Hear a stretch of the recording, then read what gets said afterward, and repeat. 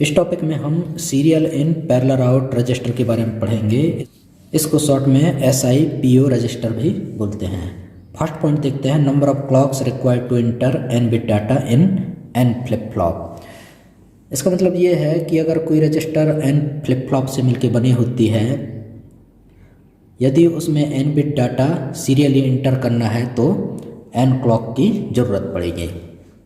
Second point देखते हैं, number of clocks required for output n bit data in n flip flop. इसका मतलब ये है कि अगर कोई रजिस्टर n फ्लिप फ्लॉप से मिलकर बनी हुई है तो उसमें उपस्थित n बिट डाटा को पैरेलली आउटपुट में प्राप्त करने के लिए 0 क्लॉक की ज़रूरत पड़ेगी।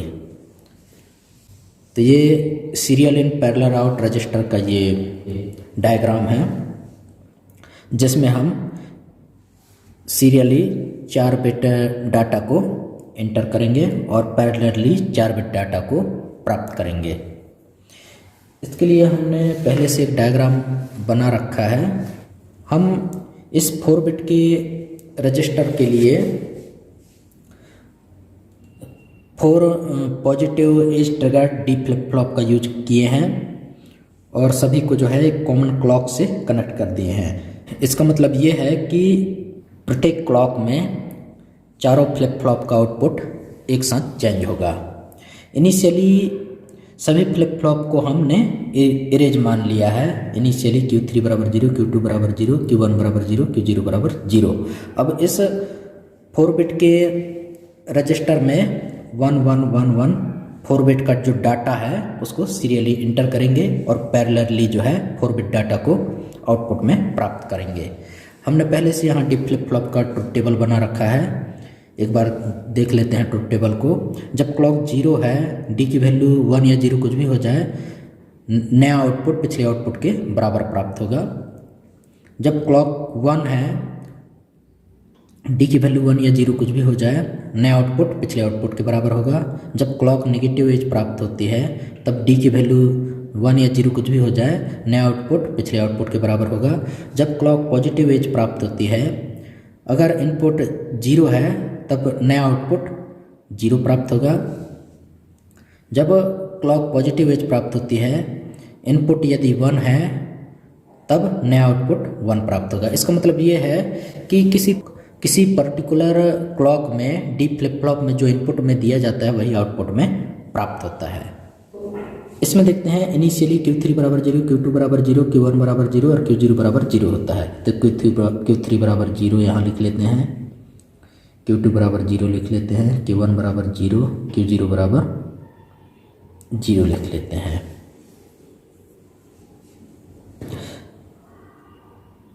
Q3, Q2, Q1 और Q0 की वैल्यू 0, मतलब हमारा रजिस्टर जो है इनिशियली इरेज्ड है।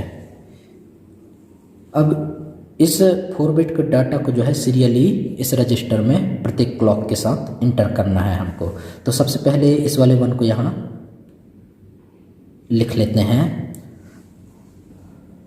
तो हम एक चीज़ देखते हैं कि ये वाला 0 इस वाले फ्लिप फ्लॉप के लिए इनपुट का काम करेगी, ये वाला 0 इस वाले फ्लिप फ्लॉप के लिए इनपुट का काम करेगी, ये वाला 0 इस वाले फ्लिप फ्लॉप के लिए इनपुट का काम करेगी और ये वाला 1 इस वाले फ्लिप फ्लॉप के लिए इनपुट का काम करेगी। जब कोई भी क्लॉक नहीं दिया जाता तब इनिशियली Q3 की वैल्यू 0, Q2 की वैल्यू 0, Q1 की वैल्यू 0 और Q0 की वैल्यू 0 है। जब पहला क्लॉक दिया जाएगा, पहला पॉजिटिव एज क्लॉक दिया जाएगा, तब ये वाला 0 यहाँ आ जाएगा, ये वाला 0 यहाँ आ जाएगा, ये वाला 0 यहाँ आ जाएगा, ये वाला 0 यहाँ आ जाएगा और ये वाला 1 यहाँ आ जाएगा।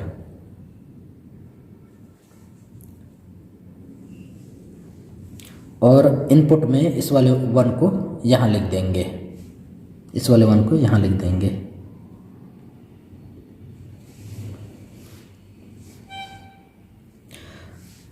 अब हम देखते हैं कि फर्स्ट पॉजिटिव एज क्लॉक प्राप्त होने के बाद Q3 की वैल्यू 1 प्राप्त हुआ,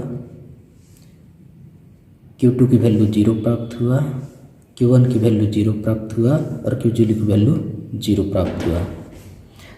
अब देखते हैं कि ये वाला 0 इसके लिए इनपुट का काम करेगा, ये वाला 0 इसके लिए इनपुट का काम करेगा, ये वाला 1 इसके लिए इनपुट का काम करेगा और ये वाला 1 इसके लिए इनपुट का काम करेगा। जब दूसरा पॉजिटिव एज क्लॉक प्राप्त होता है तो ये वाला 0 यहाँ आ जाता है, ये वाला 0 यहाँ आ जाता है, ये वाला 1 यहाँ आ जाता है और ये वाला 1 यहाँ आ जाता है और ये वाला 1 जो है इनपुट में यहाँ आ जाता है। अब दूसरे क्लॉक के बाद जो है हम Q3 की वैल्यू देखते हैं, 1 प्राप्त हुआ, Q2 की वैल्यू 1 प्राप्त हुआ, Q1 की वैल्यू 0 प्राप्त हुआ और Q0 की वैल्यू 0 प्राप्त हुआ। अब हम देखते हैं कि ये वाला 0 इसके लिए इनपुट का काम करेगा, ये वाला 1 इसके लिए इनपुट का काम करेगा, ये वाला 1 इसके लिए इनपुट का काम करेगा और ये वाला 1 इसके लिए इनपुट का काम करेगा। तीसरा पॉजिटिव एज क्लॉक के बाद ये वाला 0 यहाँ आ जाएगा, ये वाला 1 यहाँ आ जाएगा, ये वाला 1 यहाँ आ जाएगा और ये वाला 1 यहाँ आ जाएगा। इस पोजीशन में ये वाला 1 आ जाएगा, ये वाला 1 यहाँ आ जाएगा। तो तीसरा क्लॉक के बाद Q3 की वैल्यू 1 है, Q2 की वैल्यू 1 है, Q1 की वैल्यू 1 है और Q0 की वैल्यू 0 है। अब एक चीज़ ध्यान देते हैं कि ये वाला 1 इसके लिए इनपुट का काम करेगा, ये वाला 1 इसके लिए इनपुट का काम करेगा, ये वाला 1 इसके लिए इनपुट का काम करेगा और ये वाला 1 इसके लिए इनपुट का काम करेगा। तो चौथा पॉजिटिव एज क्लॉक के बाद जो है ये वाला 1 यहाँ आ जाएगा, ये वाला 1 यहाँ आ जाएगा, ये वाला 1 यहाँ आ जाएगा और ये वाला 1 यहाँ आ जाएगा। तो चौथा पॉजिटिव एज क्लॉक के बाद जो है Q3 की वैल्यू 1, Q2 की वैल्यू 1, Q1 की वैल्यू 1 और Q0 की वैल्यू 1 प्राप्त हुआ। अब हम एक चीज़ ध्यान रखते हैं कि 1 1 1 1 4 बिट के डेटा को जो है सीरियली 4 बिट के रजिस्टर में एंटर करने के लिए जो है 4 क्लॉक की ज़रूरत पड़े। अब एक चीज़ और ध्यान दीजिएगा कि Y0, Y1, Y2, Y3 जो है ये पैरेलली आउटपुट के लिए टर्मिनल हैं। इस Y0 की वैल्यू 1 है, Y1 की वैल्यू 1 है, Y2 की वैल्यू 1 है, Y3 की वैल्यू 1 है। तो इस डेटा को जो है बिना क्लॉक दिए आउटपुट में पैरेलली प्राप्त किया जा सकता है। 4 बिट के डेटा को 4 बिट के रजिस्टर में एंटर करने के लिए जो है 4 क्लॉक की ज़रूरत पड़ी है और 4 बिट के डेटा को जो है ये 4 बिट के रजिस्टर से पैरेलली आउटपुट प्राप्त करने के लिए जो है 0 क्लॉक की ज़रूरत पड़ेगी, क्योंकि ये जो है ये 1 इस टर्मिनल से डायरेक्टली पैरेलली निकाला जा सकता है। ये 1, ये 1, ये 1 और ये 1 इन चारों टर्मिनलों से पैरेलली प्राप्त किया जा सकता है। तो पैरेलली आउटपुट प्राप्त करने के लिए इस रजिस्टर में किसी भी क्लॉक की ज़रूरत नहीं पड़ेगी, किसी भी क्लॉक की ज़रूरत नहीं पड़ेगी, अर्थात 0 क्लॉक की ज़रूरत पड़ेगी।